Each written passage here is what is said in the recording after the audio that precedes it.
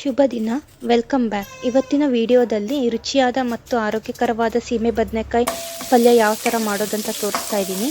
ಈ ತರಕಾರಿ vitamin C, copper, iron, calcium ಮತ್ತು ಒಳ್ಳೆಯ ಡಯಟರಿ ಫೈಬರಿಂದ ತುಂಬಿದೆ.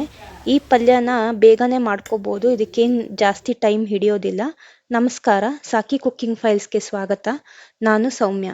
ಬನ್ನಿ ಇವತ್ತಿನ ಅಡಿಗೆ ಶುರು ಮಾಡೋಣ. ಮೊದಲಿಗೆ ಈಗ ನಾನು ಸೀಮೆ ಬದನೆಕಾಯಿನ ಹೆಚ್ಕೊತಾ ಇದ್ದೀನಿ. ನಿಮಗೆ ಈಗ ತೋರಿಸ್ತಾ ಇದ್ದೀನಿ ನೋಡಿ ಯಾವ ಥರ ಹೆಚ್ಕೋಬೇಕು ಅಂತ.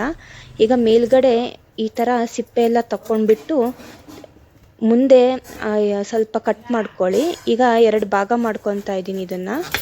ಇದು ಮಧ್ಯ ತುಂಬ ನಾರಿರುತ್ತೆ, ಇದನ್ನು ನೀವು ಕ್ಲೀನಾಗಿ ತಕ್ಕೋಬೇಕಾಗತ್ತೆ.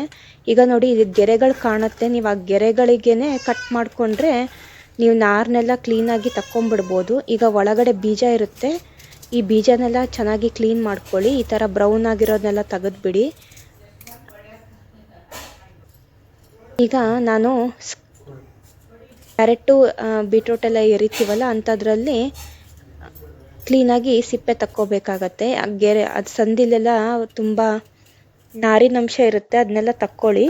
ಇದನ್ನು ಆದಷ್ಟು ಸಣ್ಣದಾಗಿ ಹೆಚ್ಕೊಳ್ಳಿ. ನೀವು ಎಳೆದು ತೊಗೊಂಡ್ರೆ ಸೀಮೆ ಬದನೆಕಾಯಿ ಪಲ್ಯ ತುಂಬ ರುಚಿಯಾಗತ್ತೆ.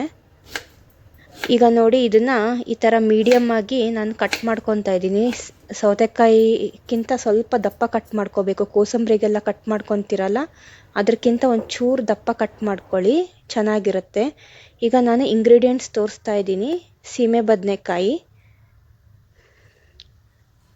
ಒಣಮೆಣಸಿನ್ಕಾಯಿ, ಕಡಲೆಬೇಳೆ, ಕೊತ್ತಂಬರಿ ಸೊಪ್ಪು, ಸಾಸಿವೆ, ಕರಿಬೇವು, ನಿಂಬೆಹಣ್ಣು, ಎಣ್ಣೆ, ಈರುಳ್ಳಿ, ಕಾಯಿ ತುರಿ, ಹಸಿಮೆಣಸಿನ್ಕಾಯಿ, ಉಪ್ಪು. ಇದಿಷ್ಟು ಸೀಮೆ ಬದನೆಕಾಯಿ ಪಲ್ಯ ಮಾಡೋದಕ್ಕೆ ಬೇಕಾಗಿರುವಂಥ ಪದಾರ್ಥಗಳು.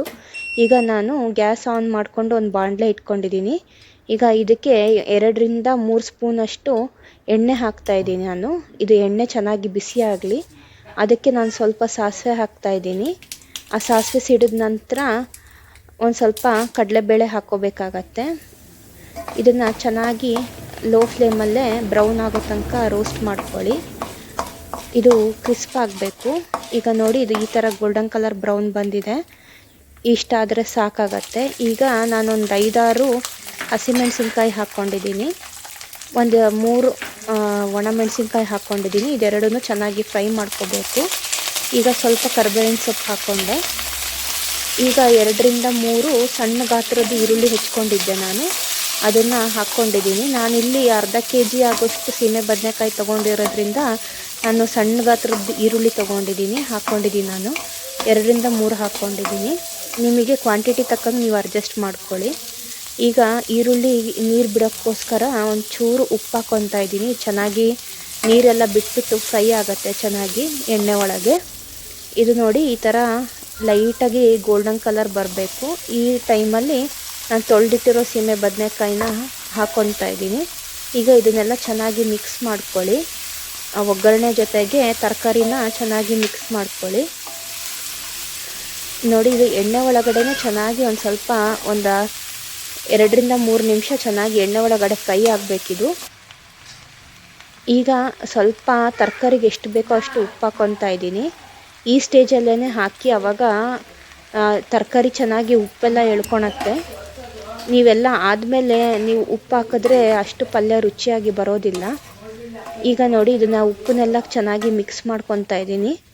ಒಗ್ಗರಣೆ ಜೊತೆಗೆ ಎಲ್ಲದನ್ನು ಚೆನ್ನಾಗಿ ಮಿಕ್ಸ್ ಮಾಡ್ಕೋಬೇಕಾಗತ್ತೆ.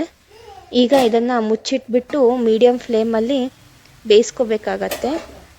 ಈಗ ನೋಡಿ ಅದು ಸ್ವಲ್ಪ ಲೈಟ್ ಕಲರ್ ಆಗಿರುತ್ತೆ, ಅದು ಆವಾಗ ಬೆಂದಿದೆ ಅಂತ ಅರ್ಥ. ಈಗ ಸ್ವಲ್ಪ ಕಾಯಿ ತುರಿ ಹಾಕ್ತಾ ಇದ್ದೀನಿ ನಾನು. ಈಗ ಸ್ವಲ್ಪ ಕೊತ್ತಂಬರಿ ಸೊಪ್ಪು ಹಾಕಿದೆ. ಇದೆರಡನ್ನೂ ಚೆನ್ನಾಗಿ ಮಿಕ್ಸ್ ಮಾಡ್ಕೊಳ್ಳಿ. ಈಗ ಸ್ವಲ್ಪ ನಿಂಬೆಹಣ್ಣಿನ ರಸನ ಹಾಕ್ಕೊಳ್ಳಿ. ಇದನ್ನು ನಿಮಗೆ ರುಚಿ ಎಷ್ಟು ಬೇಕಾಗುತ್ತೋ ಹುಳಿ ಅಷ್ಟು ಹಾಕ್ಕೊಂಡ್ರೆ ಸಾಕಾಗತ್ತೆ. ನಾನಿಲ್ಲಿ ಅರ್ಧ kg ತೊಗೊಂಡಿರೋದ್ರಿಂದ ಒಂದು ಅರ್ಧ ಹೋಳಷ್ಟು ನಿಂಬೆಹಣ್ಣು ಹಿಂಡ್ಕೊಂಡಿದ್ದೀನಿ. ಇದನ್ನೆಲ್ಲ ಒಂದು ಸತಿ ಚೆನ್ನಾಗಿ ಮಿಕ್ಸ್ ಮಾಡ್ಕೊಳ್ಳಿ. ನೋಡಿ ಈ ಥರ ಎಲ್ಲದನ್ನು ಮಿಕ್ಸ್ ಮಾಡ್ಕೊಳ್ಳಿ. ಈಗ ನೋಡಿ ಬಿಸಿ ಬಿಸಿಯಾದ ಸೀಮೆ ಬದನೆಕಾಯಿ ಪಲ್ಯ ಚಪಾತಿ ಜೊತೆಗೆ ಅನ್ನ ರಸಮ್ ಜೊತೆಗೆ ತುಂಬ ಚೆನ್ನಾಗಿರುತ್ತೆ ಇದು ನೆಂಚ್ಕೊಂಡು ಊಟ ಮಾಡೋದಕ್ಕೆ. ಈಗ ನಾನು ಒಂದು ಬೌಲಿಗೆ ಇದನ್ನು ಟ್ರಾನ್ಸ್ಫರ್ ಮಾಡ್ಕೊತಾ ಇದ್ದೀನಿ. ಈ ಅಡುಗೆ ಇಷ್ಟ ಆದರೆ ಲೈಕ್, ಶೇರು, ಕಮೆಂಟು, ಸಬ್ಸ್ಕ್ರೈಬ್ ಮಾಡಿ. ಈಗ ನೋಡಿ, ಈಗ ಸೀಮೆ ಬದನೆಕಾಯಿ ಪಲ್ಯ ರೆಡಿಯಾಗಿದೆ.